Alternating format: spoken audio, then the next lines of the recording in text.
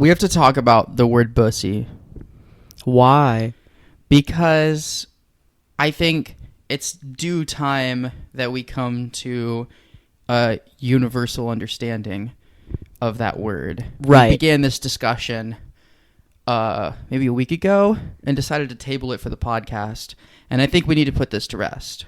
Because from where I'm standing, from where I'm coming from, a veteran of being a trans woman online, the term bussy, to me, has always been associated with, like, asshole in the AMAB sense. You know? Like, bussy is like, femboys have bussies. And, like, I have a bussy. And, like, you wouldn't call it that. Like, you wouldn't say, like, anything that, like, you wouldn't say she-male. Like, you wouldn't say that a trans woman has a bussy. Because you're trying to obfuscate it of the male and the masculine improprieties. But, to me, and it's stupid because bussy stands for boy pussy. And it comes from, like, femboy culture. Because that's the part of the femboy that you fuck. That's the femboy's pussy. The boy pussy. But, like, boys have pussies. Boys have pussies now. Like, tons of them. And they always have. So it's almost like, in my head, it's almost like the term bussy, despite standing for boy pussy, does not mean boy pussy. It means bussy. And bussy is like a cis male femboy bottom's butthole. And boy pussy is like a trans mask's pussy. Yeah, I would say that's right, because I do think bussy, even though it's short, is it short? It's short for boy pussy, yeah. But it's not this. Oh, I heard some people say it's short for butt pussy, which I do not like. That's filthy. I do not like that. It's definitely short for boy pussy. Right. And yet, boy pussy is different from bussy, I agree. Because there's that tweet, that famous tweet that went viral that was like just the word bussy in quotes, and it's like, no, that is a man's asshole. So, like, it's clear this came up because we were at a party and the word bussy was getting flown around, and I think I was fated, which is fair, on instinct, was like, oh, this guy over here, he's got a bussy. Talking about me? Yeah. Well, technically, I guess. But I think you were like, do I have a bussy? Because the implication of bussy is like femboy asshole. Well, the thing is, I would still have a bussy. Like, I would have both boy pussy and bussy, technically. That's an excellent point. Would you ever like say, refer to your own bussy as bussy? No, I think that's vile. But if you had, like, a cis femboy twink, would you talk about his bussy? Like in that Lil Marigo song, Catboys, where she's, like, fingering his bussy? No, I just don't think it's sexy. I even recently, I'm pretty sure this person, like, isn't going to listen to this, but I'm, like, sorry if they do, and this shouldn't be, like, identifying in any way, but I did hook up with someone who, like, we do the dirty talk during sex or whatever, so, like, they referred to, like, their cock, but then corrected themselves to, like, girl cock after being like, do you like my cock? I mean, my girl cock. And I found that, like, a little bit funny. That is funny. But, like, but I was still sexual about it. I was still like, yeah. Right, you're in the zone, but that is funny. Yeah, like, you don't have to add... Did they say add... girl cock or did they say gawk? Well, thank God that they said girl cock and not gawk. Thank God. Because if they said gawk, I would have busted out laughing. Yeah, no, I would have too. But I kind of then I was like thinking about it though during sex, and I was like, well, I'm just gonna say pussy, and I'm not gonna say boy pussy, cause just to make a point out of it. So you don't think, not the word pussy, but the term boy pussy, like, do you think that's sexy? Do you ever say that? Like maybe if I'm on Grindr and I feel kind of sometimes when you're like so horny like that you're just saying shit like boy pussy, you're in like kind of an evil gooner mode. So like if I was in like a gooner mode, I guess I would say like boy pussy, but if I'm just being like a normal human being, I'm just gonna say pussy, which is my personal preference. I don't mind saying that. Because you say T-dick quite a bit. Oh, I guess I do. And I'm interested. I mean, like, it's sort of, that's sort of masculinizing in a sense to sort of refer to yourself like, yeah, I got the T-dick. Yeah, or sometimes I like forget that it's a clit, I guess. Or if I ever say clit, I mean it in the dick sense. What? Like in a masculine, like in a T-boy way, but like it's like it is a clit, but it's like, it's big. Yeah. Do you ever just say, like, my dick? And then not specify, not say, like, my T-dick? Because I do know a lot of the boys that do that. Not that often for me personally, although I do respect it. I love the size kings. Like, I tweeted about this the other day. It is kind of, it's that thing that we seem to always talk about on this podcast, where a little bit of toxic masculinity is really hot when it's T-boys. And some of my T-boy friends and mutuals online love to talk about how big their dicks are. And it's like, they're there to the point where, like, they don't even quantify it as T-dick. They're just like, check my dick out. And I'm like, yes, sir. Yeah, and I know some guys who don't like the term T-dick and will just say dick. I've actually never measured mine or anything. I mean, well, just to take that one thing at a time, it's personal preference. I was just trying to drill down into maybe why you do seem so comfortable saying T-dick, but don't like to say boy pussy. Follow up, we should measure your T-dick on the next podcast. Well, we could do it on this one, too. Live reaction. I'd have to get, like, horny and shit, though, because I need, like, the full length. Yeah, of course. Well, we're not measuring soft. Right. Anyway, why are you comfortable saying T-dick but don't like boy pussy? I guess I don't know. I guess maybe it's just the sound. Like, it's... what if I said T-pussy? I don't like that. Not crazy about that either. No. Because if you think about it, girl cock could also be T-dick. Sure, yeah, but like, we've sort of culturally redefined or set the standard for what T-dick is, and that means, transmasks. Yeah. Is there a T... Okay, what about... So T just stands for trans, right? Testosterone. Oh, does it stand for testosterone? Well, I mean, normally T stands for trans, but I think with T-dick specifically, it's like testosterone dick, because that's how you get it. I guess I didn't think about that, but then cis men would have T-dick. Testosterone didn't give them their dicks. Yeah. The real question, there was a minute there where you seemed like you were trying to flip it around on me, and I don't refer to my hole with a qualifier. Like, I will also just say pussy. Right. Like, I don't expand beyond that. And I don't really talk about my dick that much, but I would probably say girl dick. I'm comfortable with that. Well, maybe it's not to segue, but maybe it's a bottom thing. Oh, surely there's an element of perception to all of this, because it's about how you want... what you call something impacts, and what you want other people to call them impacts how they think about it. you know? Right, like those who say gawk have to be like hard tops for me to take it seriously.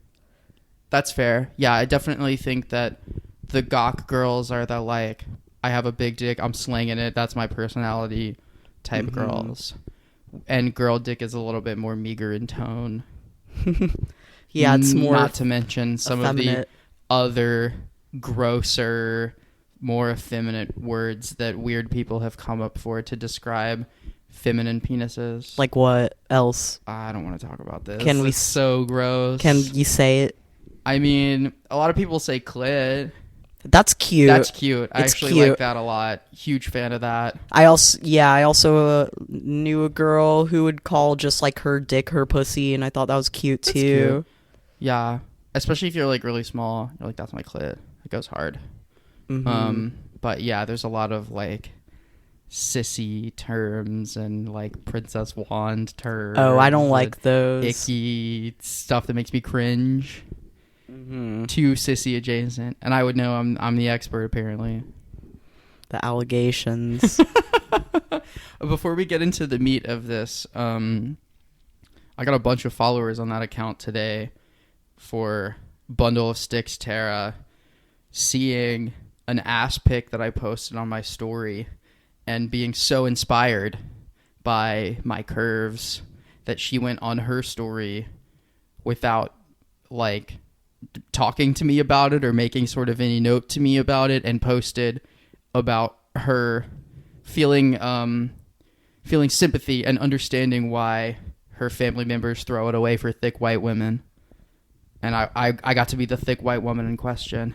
And so a bunch of Tara followers, some of whom are mutants, others, I assume, very nice people, flooded into my account to follow me. I say mutants because this is so insular. This is only for like the connected ring of trans femme meme making women. But there is kind of a bit between all of us that like when a real mutant follows you, because Tara's a follow back artist for sure. So when someone follows you on your account and you go check their account and you see something terrifying, you see that they're a femcel, or you see that they're like diaper girl as a personality, or like super age regressing ABDL girls, or just something very out there, very strange. The one thing you also always see on accounts like that, followed by Bundle of Sticks. So what's actually wrong with femcells, though? Strange people, aren't they? And what does it actually mean to be a femcell? It's just the female version of an incel. Oh, okay. I don't mean to pass universal judgment on age players or ABDL girls or femcells or anything, but the people who make their Instagram profiles like outwardly kink presenting to some of the more evocative kinks are certainly, it's like, it can be like being flashbanged when you check their accounts after someone follows you like that, and it's almost always accompanied by followed by Bundle of Sticks. Like a psychic attack. I just like that you refer to them as mutants. It just was the word that felt right in the moment. I don't think I've ever referred to anyone as mutants before. But if you are a Bundle of Sticks follower who followed me recently because of my fat ass, I appreciate you. I hope you stick around. You are a mutant. Even if you are a mutant. I'm happy to have some mutant followers. What episode of the podcast is this? 13? Yes. Let me check my phone real quick. Hold on. I think this is 13. And I think it's supposed to be the Brain Frot Guide to Bottoming. As a companion piece to... This is episode 13, mind you. And for episode 9, mind you, one of the most popular episodes that we've done so far, the second most popular episode of this show, us, the experts, broke down topping from a myriad of different angles. And now it's time to lend that expertise towards something that we are actually experts in. So, my name is Lavender. Oh, my name is Lex. And welcome to the Brain Frot Guide to Bottoming. So our top guide was mostly from the perspective of bottoms, but Because that's kind of all we can provide is the perspective of bottoms, and you a burgeoning switch in the making. yeah, and actually I have a lot to say about that recently, because, okay, not to get it like on a tangent, I'm just gonna rant, Please. but I was recently hooking up with someone who was like a T-boy chaser, and they like really wanted like a T-boy to top them, so I was trying to fill that role for them, and like honestly I did like okay. I was kind of nervous, so I didn't do like as good as I could have. And then they go on the Lex app posting that I can't fuck, but like it pisses me off because like they write that like I'm a top in the post, and they're saying like a bunch of shit. I'm not a top. Like I have to clear the rumors. I'm not a top. I'm a switch at best. I don't absolute think you best. actually had to clear those rumors, but go ahead. Well, because like Certainly not to anyone who listens to the podcast. well, yes, but like like I was trying my best, you know.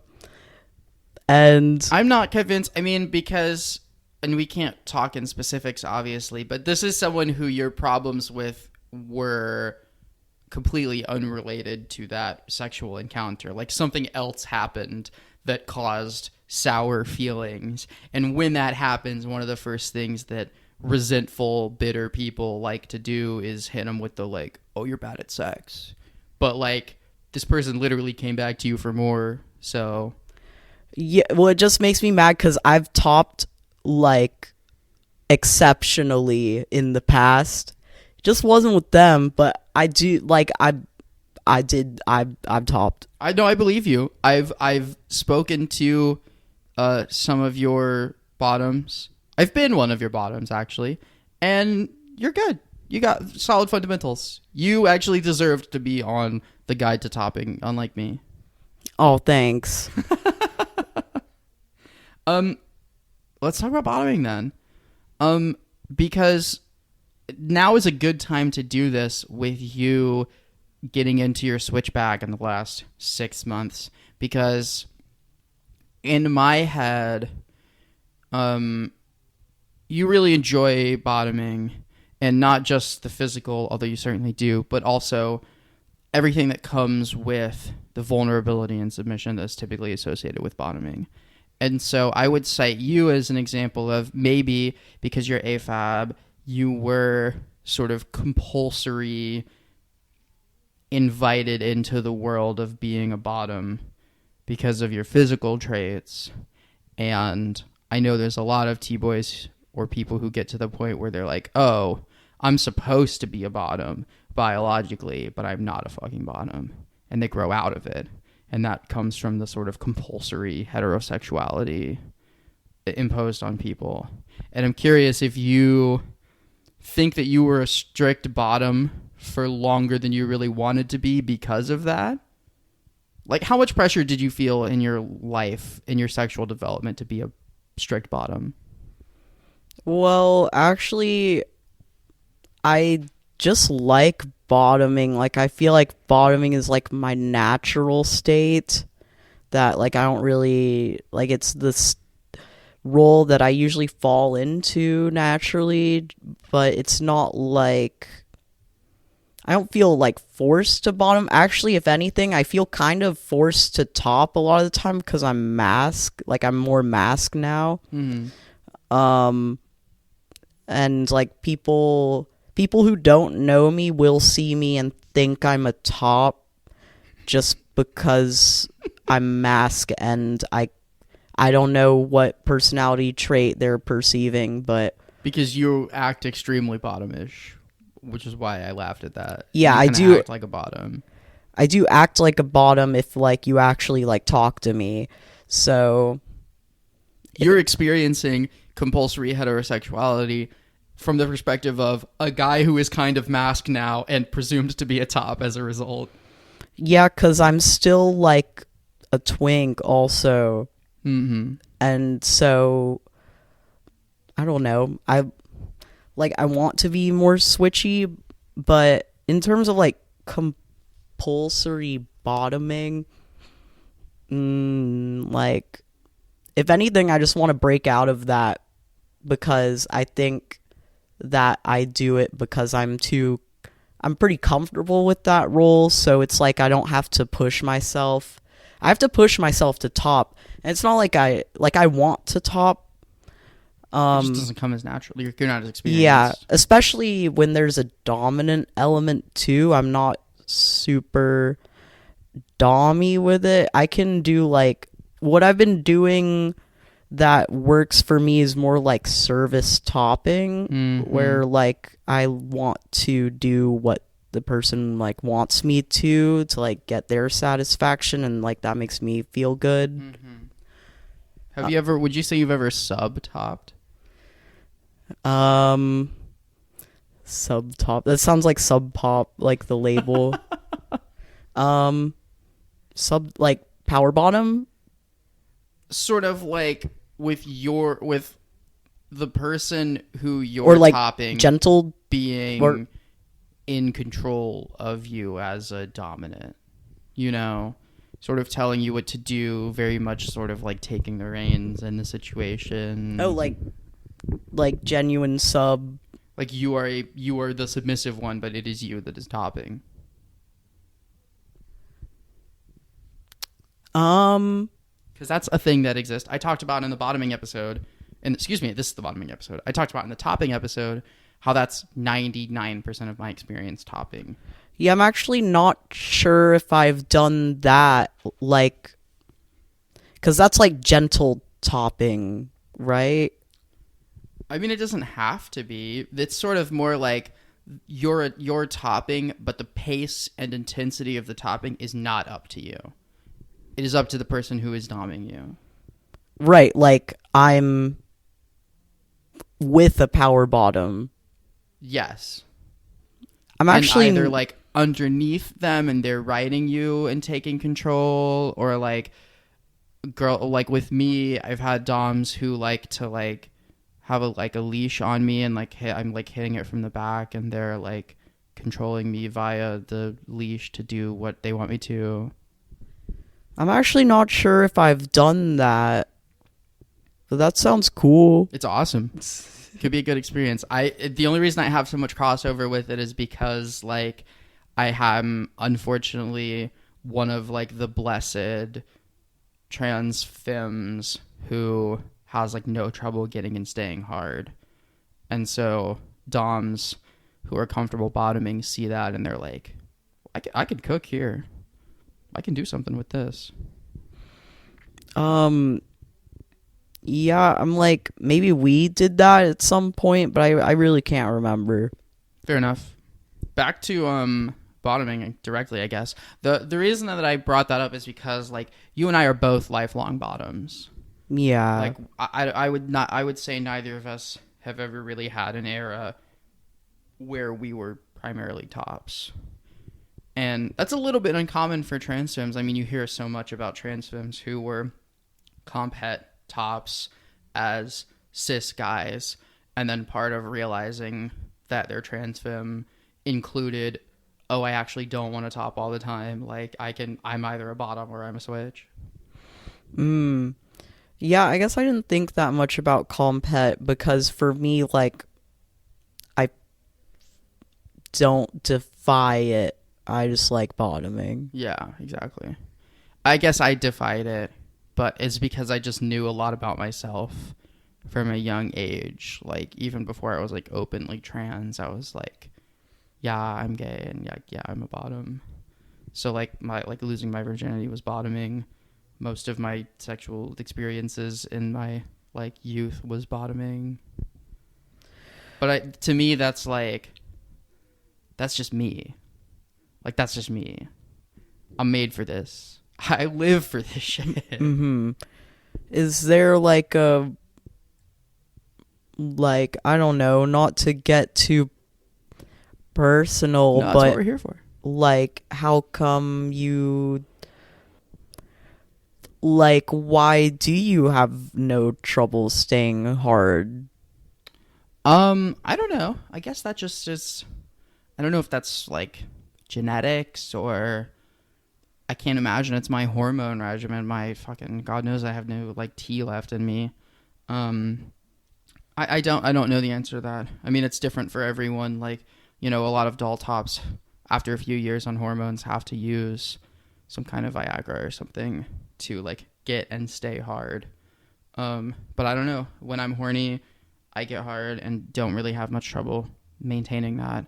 So like that why that's put me in sub top situations so often is because like I don't know, it's like trans femmes as a like collective do tend to have a lot of problems staying hard, even when they're like trying to and wanting to top. But for some reason, I just never, like I've been on hormones for years and just never lost like that ability to maintain that, you know? Yeah, well, I would say part of the reason why I've been interested in topping more, I know we're supposed to be talking about bottoming, but I mean, they go hand in hand. Right. But like, it's kind of because like I think I've been suffering the effects of vaginal atrophy on T. Mm-hmm. So like, you know, I'm not as bottomy, like physiologically, like it's just better.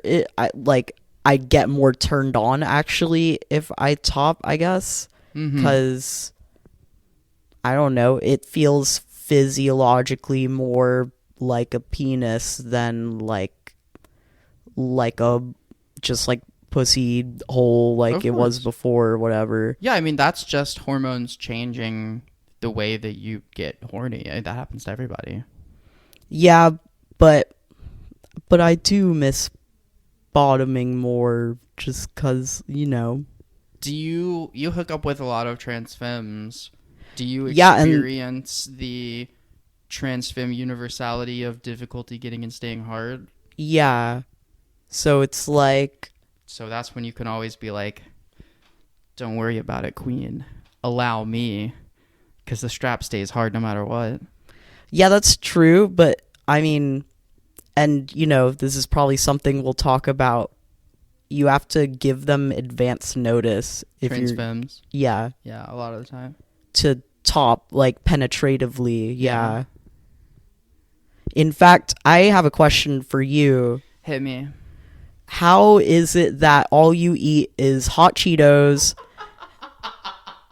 and carne asada fries and you're still... Hey, I don't eat red meat. And you're still always bottom ready, like, on the fly? Okay, I will say, you kind of, when you've, like, bottomed as much as I have, and I'm not the first person to talk about this, like, you kind of have a sixth sense for it. Specifically for when it's like, no. You know? Like when it's like, I absolutely cannot bottom right now. And it's a different feeling than like, oh, I really have to go to the bathroom. Because like that, if you're like cleaning out, can be like perfect because it can just like get everything out and you can go in and clean out and be clean and ready to go. But you do, like, I know exactly when I absolutely cannot bottom and will say that. But, like, I don't know.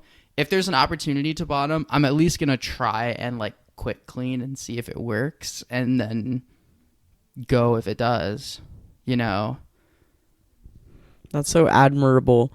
Have we already talked about this? I feel like in the topping episode, you were like... We did talk about this because there's that clip where... you think that I can like somehow rearrange my guts to always be available to top. And I thought like that was really impressive, but it's not the case. I wish. God, I wish. I have unfortunately because of my body had to turn down. I mean, sometimes like you just can't. Like sometimes no amount of cleaning out will fix you. In the moment. I'm trying to be as delicate with this subject matter as I possibly can. But my answer to that question would be experience, because I know what it feels like to be clean, and I know what it feels like not to be. Like I know what it feels like when you try to quit clean, and it's not enough. And sometimes you just have to say that. For the record, to explain, for people who don't bottom with their bussy, if you're using a douche, you can, if you're like, I'm going fucking crazy, I'm gonna be bottoming all night, I need to be like grapefruit cleanse level clean for like several hours for things to be several feet inside of me, like I really just need to be like empty, you can take the long route and just rinse your entire bowels through and through with water. But it takes forever. It takes a really long time. I mean, you have to do that hours in advance. It takes an hour just to do it, and it sort of falls apart once you eat anything, shortly after at least. But for a lot of the times, a quick clean is serviceable enough. This is so crude, but there's no better way to put this, which is to say, using just enough of your douche to clean the part of you that a cock will feasibly touch while inside of you, and it takes 15 minutes maybe, and you're typically good for someone to fuck you for an hour and then maybe go check it again. And I think not a lot of people do that. Like, a lot of people are so scared of anything happening that the only clean they do is the deepest possible, evacuate everything from my entire body clean. And then they have this idea of cleaning out that, like, oh, you have to do it hours in advance. Oh, it takes a while. Oh, it's this extremely cumbersome thing. And while it does guarantee that you'll have clean sex, it's not always entirely necessary.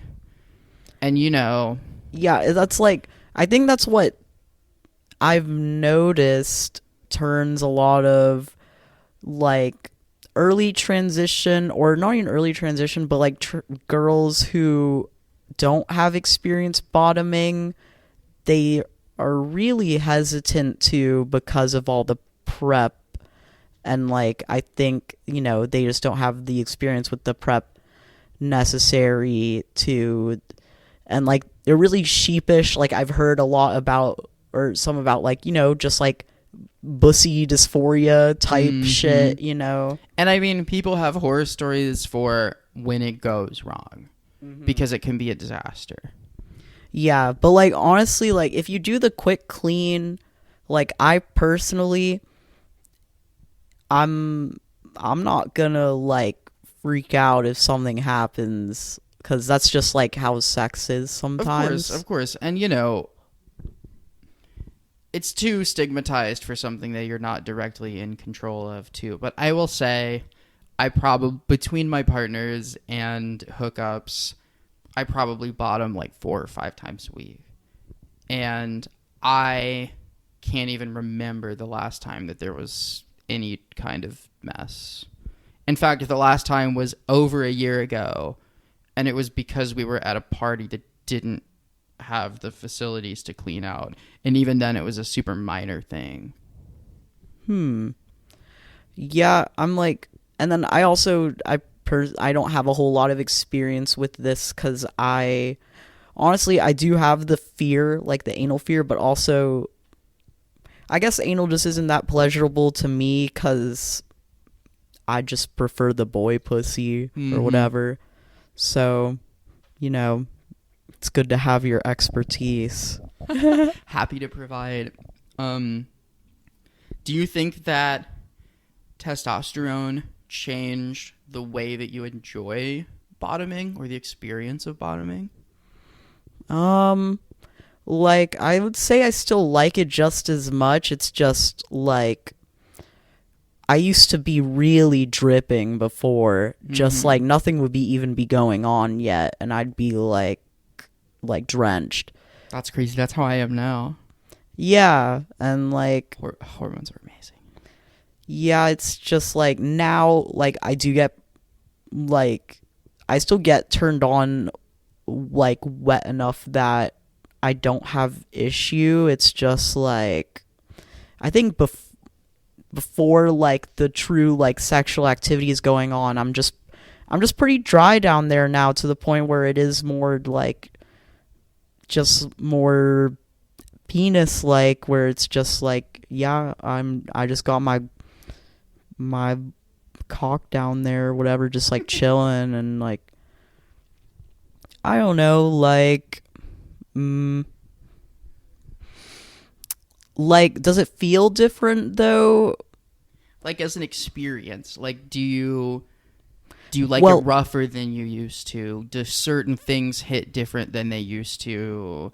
Like, you were a bottom pre-hormones and you're still a bottom now, or at least you bottom regularly now. Has the experience changed? 'Cause mine certainly has. Well, like, I don't think so as much, but I do think that it feels more like, less like, before it was like I have a pussy and there is a clit, but now it's more like I have a pussy and I also kind of have a dick too. 'Cause when I would say when I come, it's more like it feels more phallic in the nature of the orgasm, and more like an ejaculation. Even if it's not like literally, I'm not literally like squirting cum or anything. No, I know what you mean. But it's like, you know, the sensation, the structure of the sensation is more phallic, which is interesting and awesome. Yeah, like, I can feel it as if it is going through a dick, rather than before it was more, you know, just like a clitoral pussy orgasm, whatever. But in terms of like sense. Yeah, but like in terms of actual bottoming, the sensation,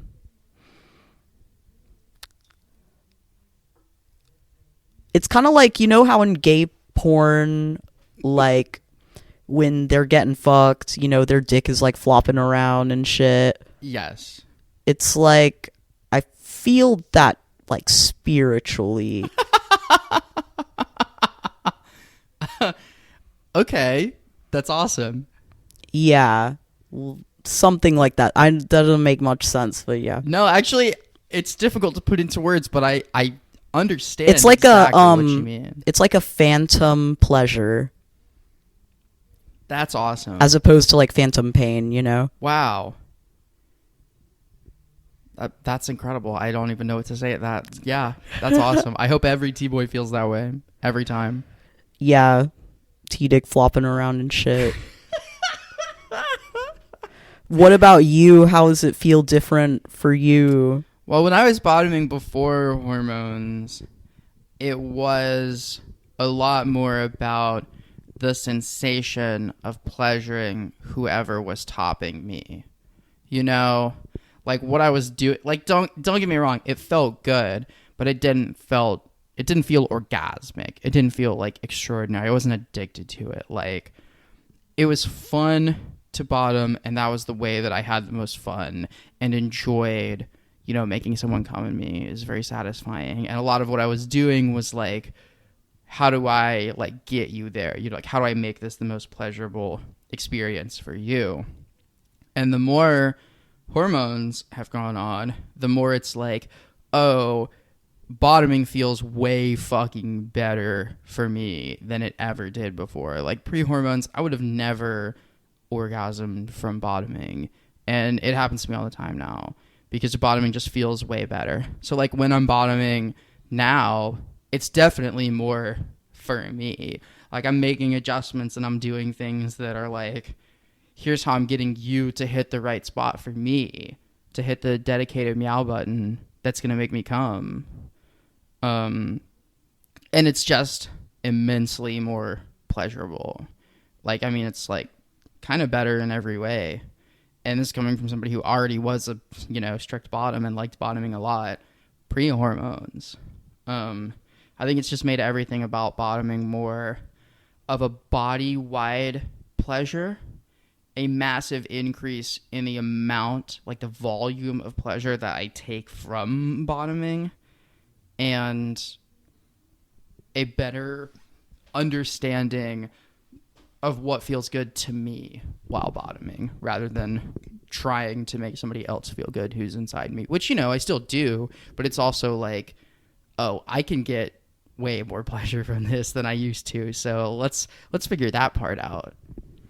Yeah, because it's like it kind of generated a like G-spot within you. Yeah, it sort of like spawned a G-spot that was never there before. That's pretty cool. It's awesome. Like, for me personally, like, penetrative sex is my favorite part of sex. Both bottoming and topping, but especially bottoming. Like, I know it's kind of heteronormative, I guess, but I do really like penetration. That's okay. And like, I think it's the most satisfying part of sex for me. Just, I like the intensity of it. Definitely. And yeah, like, for me, I am more centered on hitting the spots and shit. Like, I be moaning and shit. Like, so for me, it's like it really feels like sex maxing, for lack of a better term. So you're saying that you derive more pleasure from someone like hitting the spot in the back of the boy pussy than like something on your T-dick, like a vibrator or like a rabbit. Yeah, because ultimately what will make me come is clitoral stimulation. Like, I can't quite come from penetration, even though it feels so good. Mm-hmm. Like, I have to finish it off with like a vibrator on my clit or whatever, which is fine, but it's like I need the like deep satisfaction that comes from like fucking, really. Because it is like just a feeling of being, just like the feeling of being like used is like absolutely really good. And obviously it's an entire another level of intimacy to sort of invite someone inside of you. Yeah, and even beyond fingering as well. Right. Like, I like fingering too, but it's like you need the width and length, in my opinion. The physical acumen does a lot for you. Yeah, just like the volume, Have you ever had a trans girl strap you? I don't think so, but that would be really cool, I think. I actually think I once watched a trans girl strap you. That's what, actually, I was trying to remember that. Yeah, it was my mommy. Sorry, I just remembered the answer is yes. Not even because of just that, but I also remember another situation. Because I've been with like post-op trans women. Right, and they strapped you down. Yeah, and that's like cool too. It is cool. I love strap-ons are great because like even though they're perceived as this sort of like lesbian top kind of butchy thing, it's like anyone can use a strap-on to achieve the optimal ordinance of penetrative sex at any point in time. Yeah, I will say there's something about the material composition, though, and it can vary with strap-ons that, like, can affect the pleasure ability of it. Like, sure. I was once fucked with, like, an extra hard strap-on, like, hard material that was honestly kind of painful. Like, interesting. So I would not go for the extra hard firmness of just like shit was like, I don't know, just like hard plastic. I was not into that. Fair enough. Whereas with like perhaps an organic girl cock or whatever it's like, softer. It's like soft yet hard, firm. Yeah, do you think it's a material thing or just a pure like level of rigidity? Because I have those glass toys and I like those a lot.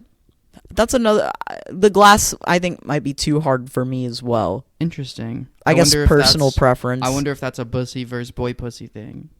We would have to do a little research. Yeah. But I don't know why that is, like, cuz it honestly, like, it kind of hurts if it's too hard, just because, like, if I'm squeezing that thing and it's like so hard, I'm like, ow. Ow. You're too hard. Yeah, but like, and also, okay, like, I don't know, even though like strap-ons like will stay hard, I do like the intimacy of having someone else's body part physically inside you also is like definitely hot. Do you wish and you also, could do that?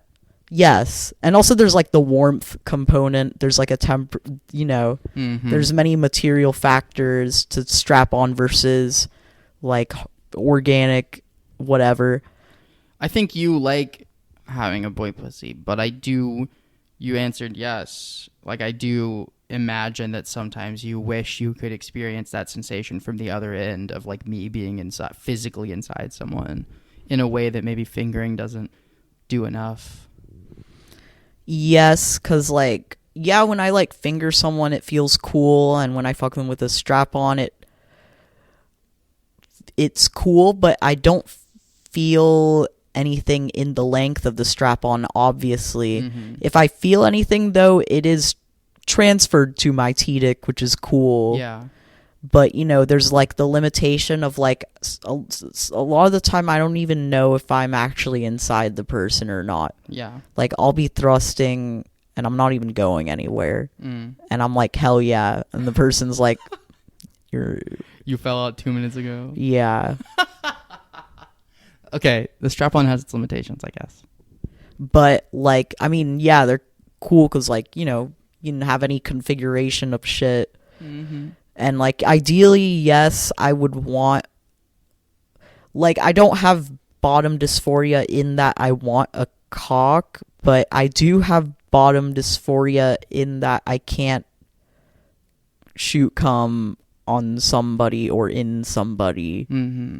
Like, I really do wish I could do that. Just like cum all over somebody's face. Yeah, or in them. Because also, I don't want to self-report. This podcast might as well be called The Self-Report. Yeah. I have too many friends who listen to this. Most of whom have already had sex with you. I have some who haven't. Tell them to skip this one. Okay, stop listening. I do like the cum inside. That's what you were nervous about saying? That you like to get cream pied? Who doesn't? It's 2024. Like, yeah, but like, I feel like if I say that, some of my friends will think I'm crazy. What? Well, just because, if they listen to this podcast, cream pies should be within the acceptable threshold of anticipated material. Well, I feel like for me, it's because, like, I have a pussy, so it's like I can get pregnant from that. But, I mean, you probably won't. I'm, like, functionally infertile. Yeah. And as are most of the people you have sex with. And, like, also, they, like, aren't really, like, let's be honest, girls, you aren't cream pieing me. The dolls are not shooting ropes in you. Like, no. I wish. Yeah. It's just dribbles. Yeah, and that's, like, cute, but, and that's the thing Does that ever make you want to fuck a cis guy? That's what I was about to get to, is, like, that's the only function that cis guys would have in my mind is, yes. I would like to point out that an experience you and I had with a toy that someone bought for me Oh, right. that has a little like cum tube and a syringe so as to stimulate a cream pieing. Did you enjoy that? It felt kind of funny. like okay, not to like get into it, but when someone cream pies you, it's more of like a leaky feeling. Yes. In my opinion, in my experience. Do you mean when it's leaving you or when they're doing it to you? Doing, like... Okay, that's interesting. Like, it's not... It doesn't feel like shooting, but with that toy, it did feel like shooting. to where it was like... To where I was like, damn, that was kind of aggressive. I kind of feel like when I was a teenager fucking cis guys, it did feel like shooting. And one of the things that blew me away when I first started bottoming was like when you get cream pied, and maybe this is only the like bussy talking, it feels like someone is dumping like a gallon into, like when it's happening, I'm like, I'm gonna explode. It's so much cup, like especially cis guys. And like cis guys that were also like horny teenagers. So it was like, I'm gonna like erupt from the amount of cum inside of me right now. And then it turns out to just like not be that much. And I was like, damn, how the fuck did that feel like an ocean of cum? I don't know why, but I guess for me it feels more like I feel weird saying this, but like a seeping. And that's not exclusive to you fucking trans women. Like, even cis guys felt like they were seeping in you. Well, I think because of the nature of the pussy, I have my own liquids going on down there. So they're all, like, mixing. Sorry, that sounded so disgusting. Like it was already wet down there, so it's like whatever liquid is added to it, it's like I hardly notice it. That it's astonishing how much sense that makes. I at the start of that sentence, never in a million years would I would have guessed that you talked your way out of it. But you're right. You're just right. Like it was already wet. Yeah. Now it's just wetter. Yeah. Yep. So less of a shooting, more of a seeping. That's awesome. Yeah, sorry. That is it. So it is a bussy boy pussy difference. Yeah. Because you're getting like spraying a water gun into a pool, right? Versus the like duck shooting gallery of bussy. Right.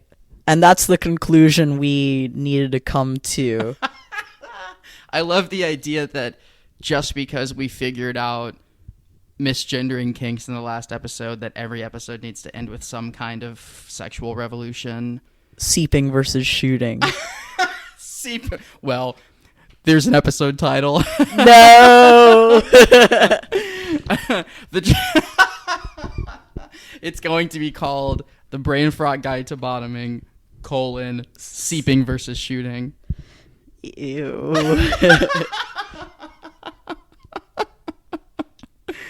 Oh, that's awesome.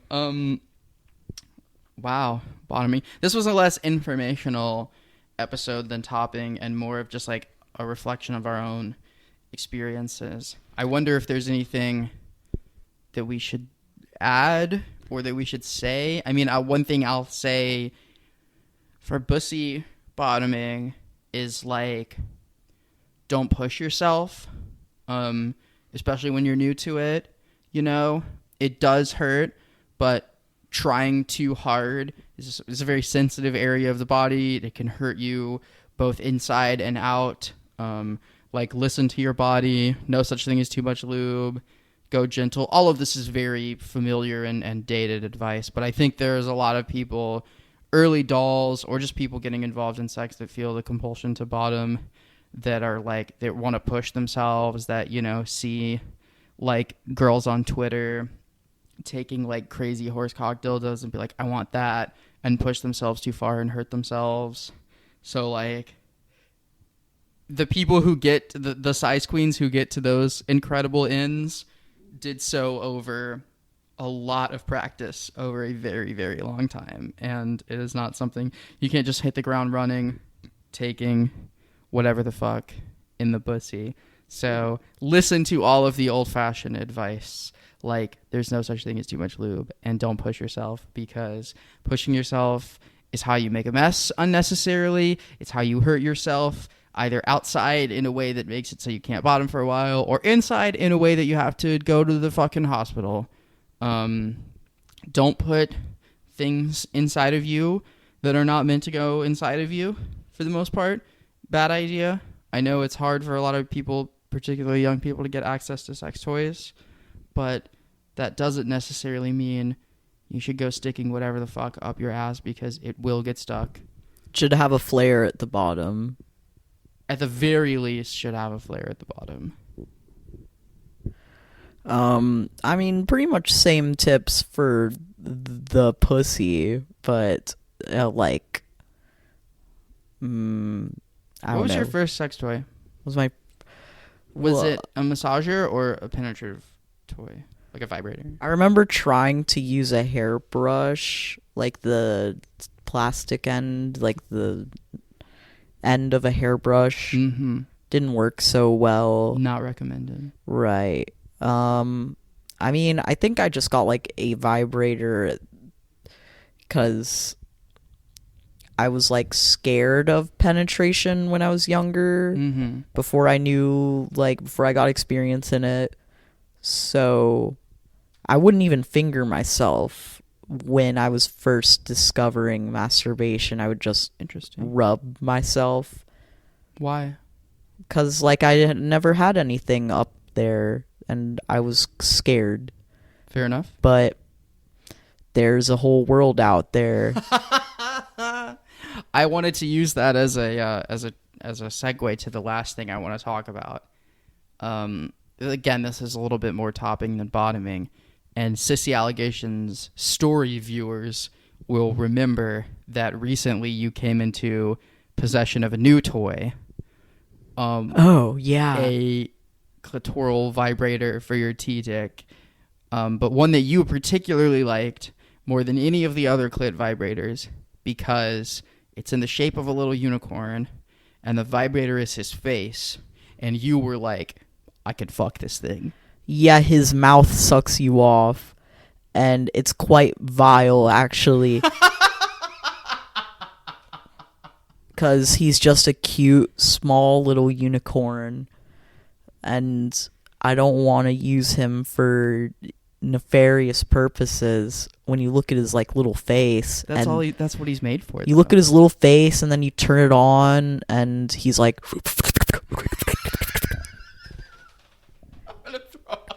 Sorry, I don't know how that's gonna sound when you listen back to it. But you bought him, and like you were excited to face fuck him, and you said it was good. Have you been face fucking him regularly? It's a private affair between us. Gentleman never kisses and tells. That's so funny. Do you like him more? Like, was good purchase, or do you wish you had a more conventional clitoral vibrator? I think he does the job. Honestly, I think there needs to be, and like I don't know if this is already made, but there should be a more specific T-dick sucker because his mouth needs more depth. Right. I can't really face fuck him, you know? I definitely know some boys on Twitter that could make you some recommendations, I think. I don't know if there's like specific ones that are like made by and for trans mask people, but there are definitely toys out there that cater to the T-dick. Also, okay, and his name is Benny? What was his full name? Oh God, I gotta pull that. We asked. The short version is Benny. These are from Instagram user dogboy.swag, who's a friend of ours that made these recommendations. We asked, I asked my followers rather to come up with some names for the unicorn, and I'm pretty happy with Benny as a nickname. The full name being Bingley Schmingley. Bingley Schmingley, yeah. So Bingley Schmingley is guzzling tea-dick every night. I guarantee it. And I know how many of you are so jealous of Bingley Schmingley. Well, one of my friends recently, when I was talking about Bingley, asked me if I feel more comfortable with the toy referring to it with he, him pronouns, like as and like I think so. Like I would feel dirtier if I was calling Bingley like she, her. Dirtier in like this is misogynistic way, or dirtier in like this is raunchier? Like more perverted, like misogynistic, I guess. Be like, oh. Would it make you more horny or less horny if Bingley was a she? I don't want to feel horny about Bingley is the thing. So I think that's why I'm using Bingley is a sex toy. But I'm not it's not targeted like my sexual attraction is not towards him. Just his mouth. His body vibrates as well. It sounds like he's a good boy. But like I'm not. It's not him that I'm after, or if that makes sense. For the record, Dog Boy Swag, our sweet little guy, came up with the name Bingley Schmingley, and another Instagram user, BB_Steez, came up with the nickname Benny. Right. And we know BB Steez. We see her at raves sometimes. Or at least I do. Anyway, that's all. Now we're caught up on the Benny. You had on the Bingley discourse. You had been talking about getting a clip vibrator for a long time, since like way many episodes ago on the podcast, and now we finally got Bingley. I mean, he was only like maybe $50 or $60. I'm sure I could get a real turbo sucker for like $200, but but it doesn't have the same personality. Right, like I do like that he's cute. Benny. Mm-hmm. Anything else? No. I feel like we've sort of run the gambit here. I don't know that we learned any lessons, but we do think that the seeping versus shooting cum dynamic should probably be entered into some sort of canon, diocese of academic literature, right? On sex and sexuality, on bussy versus boy pussy, right. The bussy. Oh my god! So bussies are for shooting in, and boy pussies are for seeping in. Sure. We did learn something. Yeah. Okay. Thanks for listening. As always, it's Lavendor. I'm Lex. Bye. Good night.